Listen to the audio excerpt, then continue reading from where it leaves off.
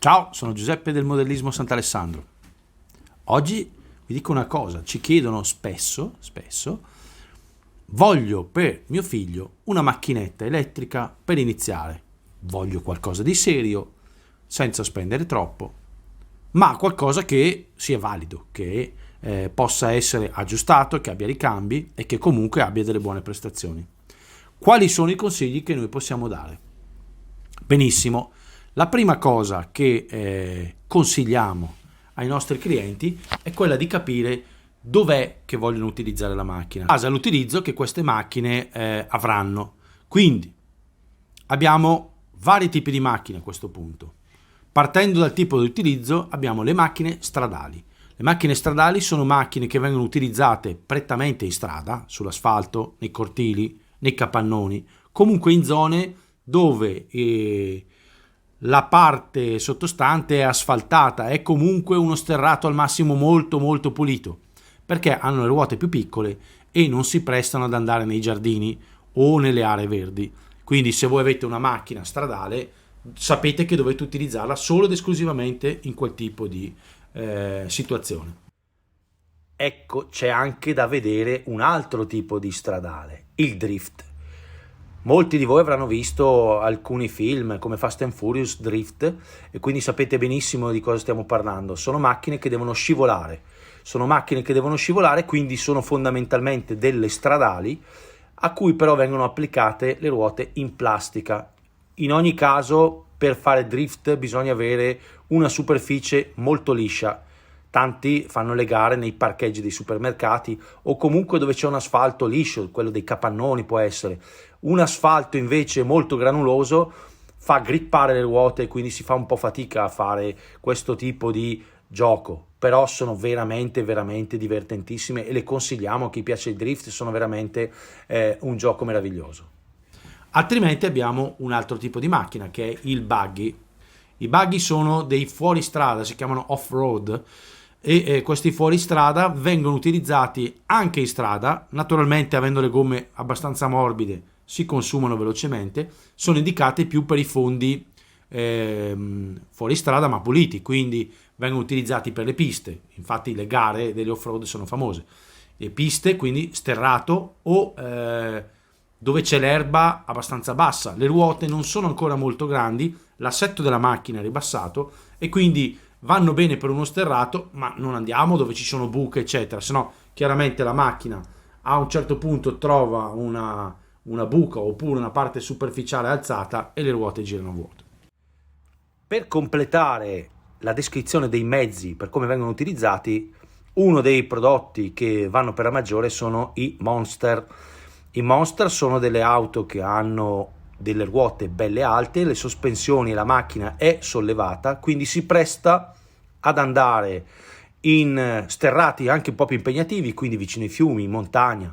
E le prestazioni del motore sono simili alle altre macchine, quindi esistono brushed o brushless, però in ogni caso sono macchine che si prestano a essere utilizzate ovunque, quindi le puoi usare in strada, le puoi usare su uno sterrato molto pulito, le puoi usare anche invece dove ci sono un po' più buche, dove ci sono dei terreni più insidiosi. È bella questo tipo di macchina perché veramente dalla collina alla montagna può essere utilizzata ovunque.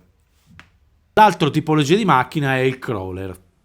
Il crawler è una macchina diversa da tutte le altre perché ha caratteristiche di motorizzazione diverse. Quindi il motore è più lento, va al massimo 20 all'ora, ma il motore ha più coppia. Quindi la macchina ha un utilizzo che per quelli più vecchietti si ricordano le pubblicità per fare il gioco del Camel Trophy. Quindi il mezzo serve per attraversare ruscelletti, per arrampicarsi, per andare in mezzo ai boschi, quindi la macchina fa dei percorsi tortuosi e il divertimento è quello delle salite, delle discese, dei percorsi difficili da fare. Il motore si presta a un fermo motore, a una marcia, spesso hanno addirittura il blocco del differenziale e quindi sono giochi completamente diversi. Si parte quindi da qui.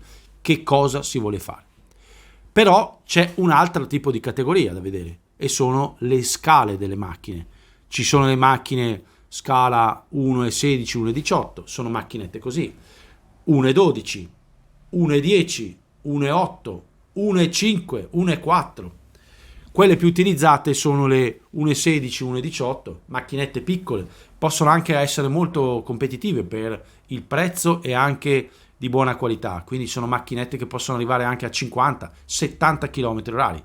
Naturalmente sono piccole, quindi possono ribaltare velocemente. Comunque hanno anche queste tutta una serie di ricambistica. Macchinette che sono tra i 100, i 90, i 100, 120, 150 euro, dipende un po' dal marchio, dalla tipologia.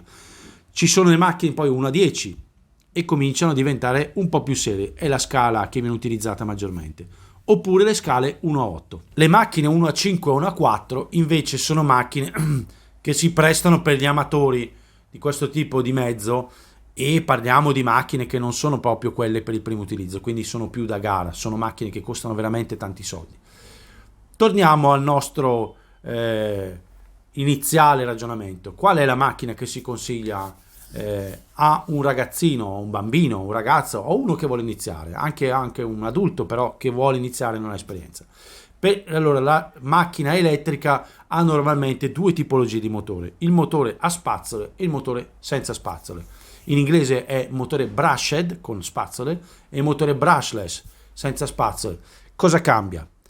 Innanzitutto cambia le caratteristiche, cioè il motore a spazzole è un motore che dà una potenza, una velocità massima di 40-45 km orari, a volte anche un pelo meno, e si alimenta normalmente con le batterie a nickel metallidrato, mentre i motori brushless sono motori che hanno una potenza molto più importante, quindi le macchine cominciano ad andare a 60, 70, possono arrivare a una velocità incredibile, perché anche lì cambiano naturalmente le tipologie di motori. Ci sono macchine che hanno dei motorini brushless che ti garantiscono i 60 km orari, ci sono motori che possono farti portare la macchina a 110-120 km orari, addirittura 160 ci sono alcune macchine, quindi stiamo parlando di due motorizzazioni diverse.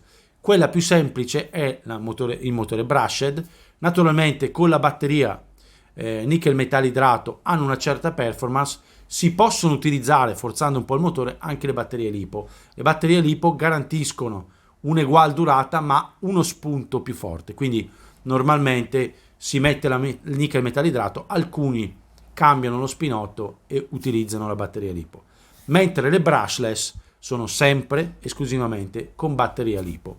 Quindi cosa prendere? Si può vedere che le fasce prezzo sono 100 euro, 150 per le 1.16, 1.18.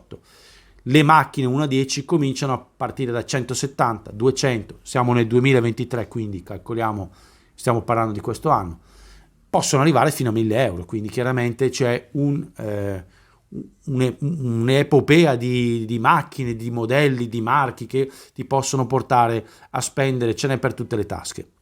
Per iniziare una macchinetta che va a 40-45 all'ora vi posso assicurare che già per uno che inizia un buon divertimento. Se uno invece gli piace, come si dice, smanettare, è meglio il brushless.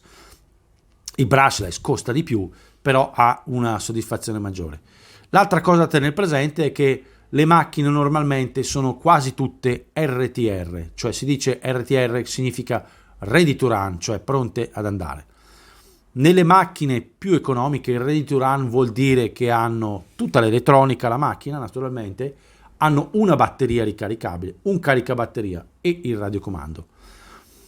Nelle macchine un po' più evolute il ready to run significa che hanno la radio, l'elettronica, non hanno le batterie e il caricabatterie. Quindi sono elementi che essenzialmente vanno acquistati dopo.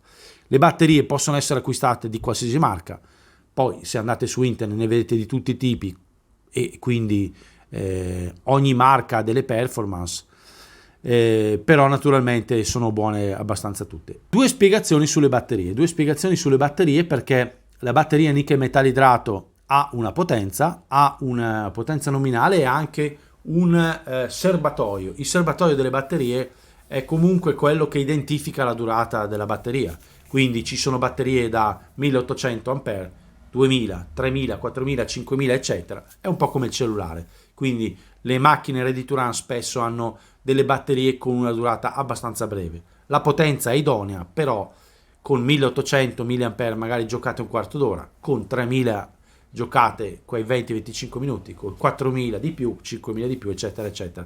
Naturalmente dipende da com'è la mano sul grilletto del radiocomando, quindi come nelle macchine vere, se voi accelerate tutto la durata della batteria dura meno, eccetera. Quindi vi consigliamo di venire a vedere le nostre macchine sul nostro sito shop-modelsant'alessandro.com o venire in negozio, perché un conto è guardare una fotografia, un conto è toccarla, aprirla, vedere il motore, provarla insieme a noi e vedere veramente sul campo quali sono le differenze tra una motorizzazione e l'altra. Vi aspettiamo.